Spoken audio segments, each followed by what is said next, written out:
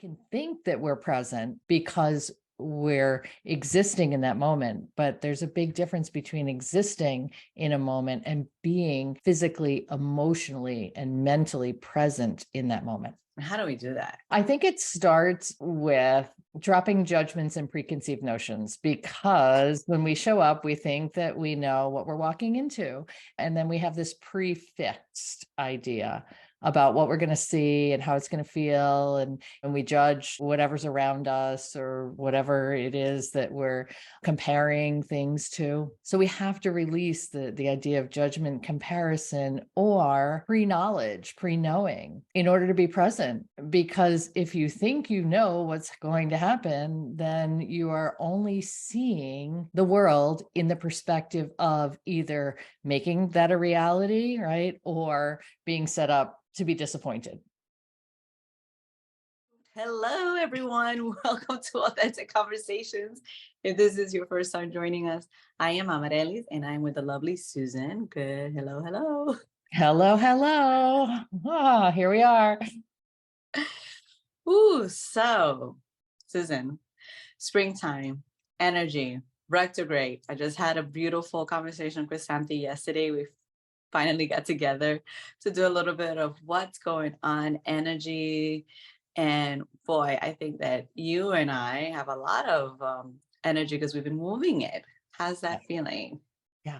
Well, so at times it feels exhausting and at times it feels invigorating. And it's kind of like the ping pong effect, you know? It's like you can just take in so much and then you have to digest it or you have to process it or you have to sit with it, you know, because if you are always so open to the barrage of energy that's available, it gets confusing or chaotic. So I think that like there's a give and take, right? You know, we talk about being open and how important it is to be open, but it's also really important to check in and to protect your energy and to you know, just kind of, I want to call it like rest and digest or process, you know, kind of what it is that you're feeling in relationship to the energy. Um, so, you know, I'll tell you, for me, it was go, go, go. And now it's like, ooh, yeah, slow, slow, slow. And it'll get back to go, go, go. You know, it's like the things when we're in alignment with things, they invigorate us. But Okay. but you Being in can't, alignment with things invigorating us. It is right there. I mean, I've been feeling the same thing because I've been going back and forth. you've been hitting New York and Yes. doing the tour stuff that is your stage, that is your home, that is your space, that is your place, that is your heart. Yeah. Yeah. Yeah. Yeah. You can And see it. manifesting that. And it's just like, oh, okay, I know that this is what invigorates me, but then also making sure that I have a very good balance because Yes. there are other things in the works where I'm not able to just kind of like just do that and then take a break. But because of the energy being so forcefully like amazing and just invigorating because it's so aligned with me, I'm not tired. It's just Right. amazing. Right. Right. Which is why, you know, I think that, you know, and I just returned from a big trip and, you know, like every day on that trip, you know, I could have gone 18 hours, 20 hours because just, you know, soaking things up and just the awareness of, you know, cultural differences and noticing where you are and being really present and paying attention to everything feeds me. But, you know, then I return home and I'm like, ooh, yeah, yeah. I can't even process the trip yet because I'm still re-engaging with where I am right now. So, being present in the moment and enjoying a journey is so much at the same time. It feels like you gotta have to slow down and just be there. I've been going back, almost like feeling like I'm going back in time because I haven't done my tours in New York in a while, and I've been doing New York City tours for a very, very long time. I've seen New York completely change itself. I've even realize like how much of it I was sort of like right in the moment and never captured the moment. Yes, yes. Seeing things, but only from a single pointed perspective. Yes. Not seeing things open, or seeing things from the perspective of the people that you were giving the tour to, or seeing things from the perspective of, another point of view or several points of view. Yeah. Yeah. So being present, we can think that we're present because we're existing in that moment, but there's a big difference between existing in a moment and being physically, emotionally, and mentally present in that moment. Oh, how do we do that? Oh, I think it starts with dropping judgments and preconceived notions, because when we show up, we think that we know what we're walking into.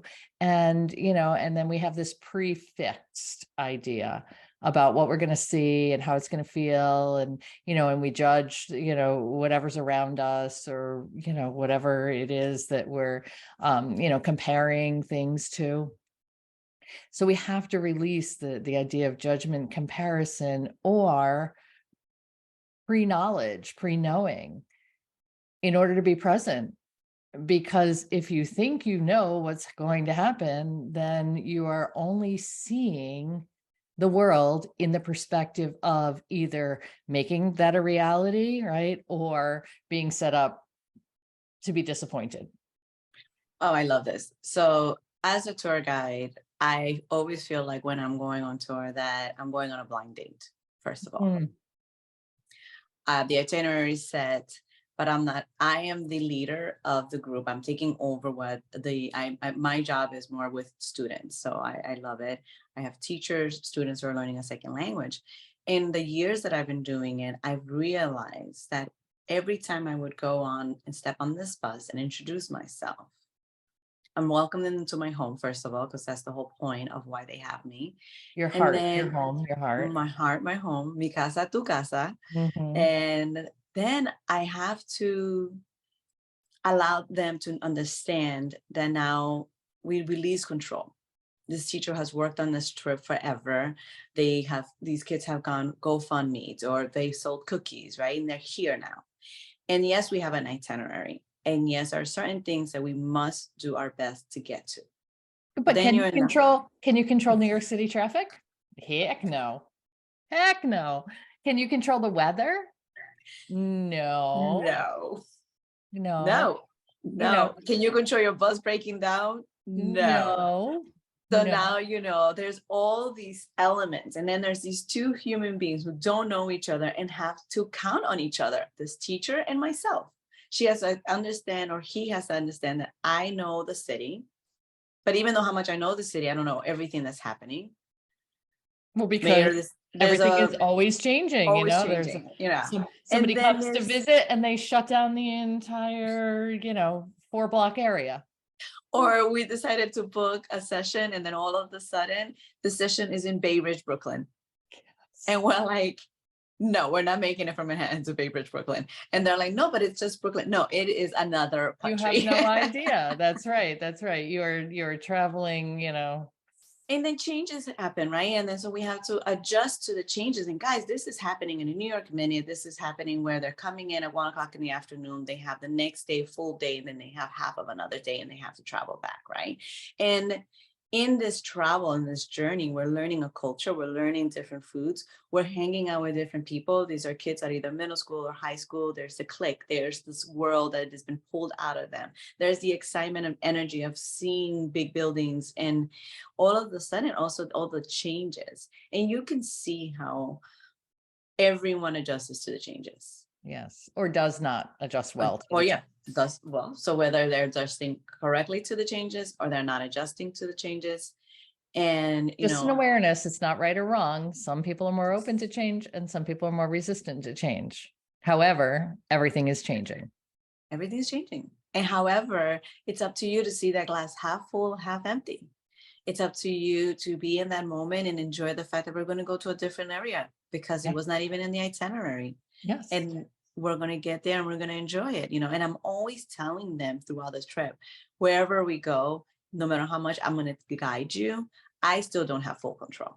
No, and you want them to have their own experience. You having full control would mean that you are dictating their experience. And And really, also, yeah, and wherever we go, right? We go to Rockefeller Center. I say to them when we get there, I am with you. I follow what they say.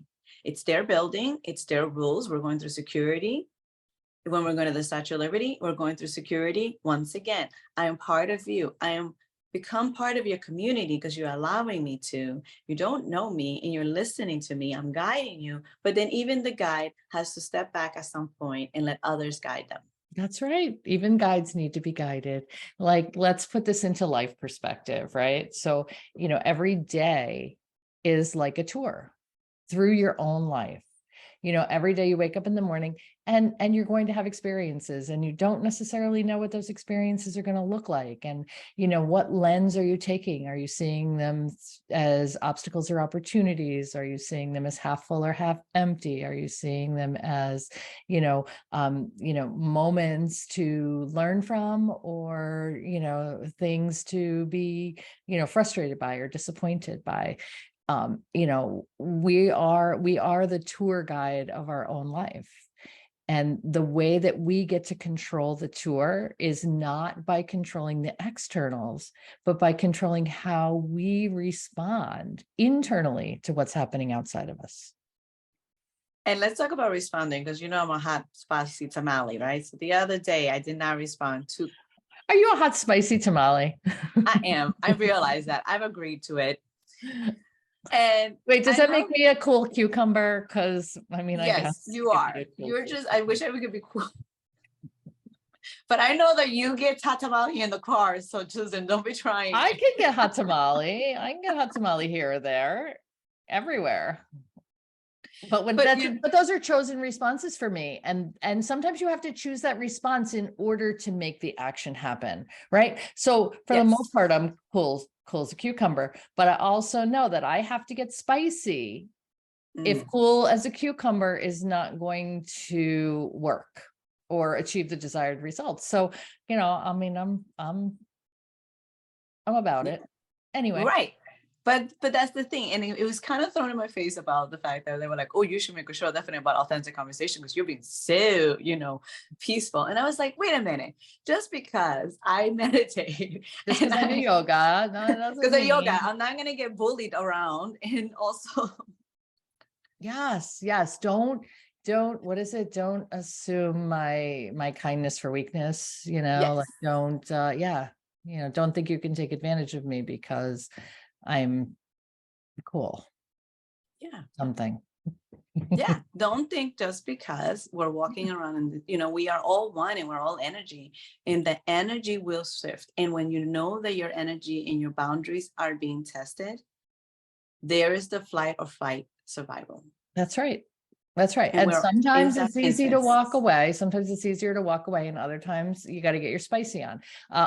Up here where I am now, I'm in upstate central New York. I call it getting my downstate on, like I'm be like, oh yeah, got my downstate on today, because it's just it's a more forceful version of myself. It's a more outspoken version of myself, and sometimes my truth has to come out spicy. Yes. Mhm. So I just want to tell our audience that, because I didn't understand, I understood what they were telling me, but I also want our audience to know that just because you are being centered and working on yourself and guiding yourself does not mean that you have to allow others to just step all over you and just this is your spirituality and your kindness and the love of your heart that you have does not change because you have to defend yourself. That's right. It doesn't mean you lose yourself. You really enhance yourself by doing the work. By becoming more authentic and paying attention to what it is. So becoming authentic or centered or spiritual or meditating or doing yoga doesn't mean that you become passive. All right. It just means that you place your energy where it's most productive. So for me, arguing with someone for the point of arguing doesn't do me any good. It does not feed me, right? I don't need to argue with you to win an argument over an opinion that it really doesn't matter what you think versus what I think, right? So there's a lot of people who waste their energy getting in senseless arguments with people or fighting with people because they see things differently or they disagree. So I'll just agree to Mhm. disagree and walk away. I don't need to argue with you about that. That doesn't mean that I don't believe any less in what I believe in. I just choose not to feel like I have to defend what it is by giving you power or wasting my energy. Absolutely. Absolutely. And so when we're in this transformation of energy and discovering ourselves, and when we place ourselves in different parts of the country and the world and traveling, guys, if it's something that gets you a little bit shaken up, because I know some people who are just like, I cannot, that's too much out of my comfort zone. Sometimes traveling can just even be in your own town. Get to know your own place, get to know the history. That's one thing I loved about when I became a tour guide in New York. I sort of really took, we just don't know what we have and the history we have until we are forced to learn about it or there's a situation. And when I became a tour guide in New York City, it opened up my eyes to realize why so many people love to come to New York and how much I took advantage of it, right? Like you just Right. become used to it. You're just like, the World Trade Center is always going to be there Yeah. Yeah. kind of effect. So touring can be external or internal as well. Take a tour of your family history. Mm, Look at where you came from. So whether it's geographically where you came from or genealogically where you came from. I had a fabulous experience at a castle in France, where I found out that Marie Antoinette's mother had the same surname as my great grandmother. So, like lineage wise, I haven't done the link yet, mhm. but when they said her mother's surname, I was like, wow, that's my great grandmother's surname. Like, I'm somehow connected to this castle in France. Like, wow. You know what I mean? It's just, No, of course. yeah, I went to Ellis Island and I finally took the time after I don't know how many trips being there. And one day I had a lot of time to kill. And I went and I researched my last name. yes. I took the time, right? Because of course, as a tour guide, you just want to go eat and not do anything else. Yeah. And I'm like, well, I'm here. Why am I not taking advantage of this time? And I did. And like you, found out that my great great grandfather came through Ellis Island, which I would have bet money that a Dominican coming through Ellis Island was not happening. Right.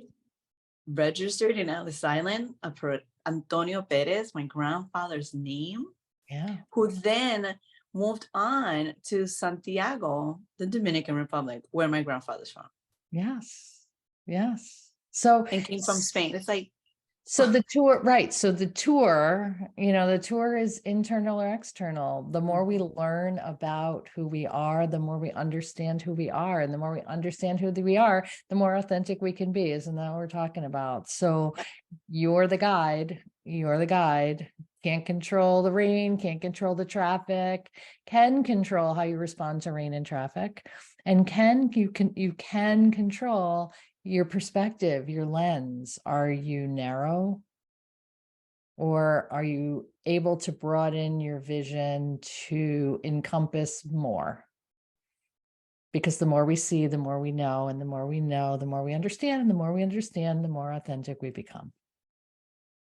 and that's it, guys. That is our 20 minutes for today. If this is your first time joining us, thank you. We appreciate all the love that we get from you guys, sharing this information to others, liking us, following us. This is why we're here. So thank you so much for joining us. You can see us on YouTube if that's where you are, or you can hop over to Spotify or the podcast. It is also just by sound, so you can do some walking and listen to us chatting. And we also have our Instagram page, The Athlete Whisper and Authentic Conversations Podcast on IG. Thank you very much. Thank you, Susan. Well, thank you, Amaryllis.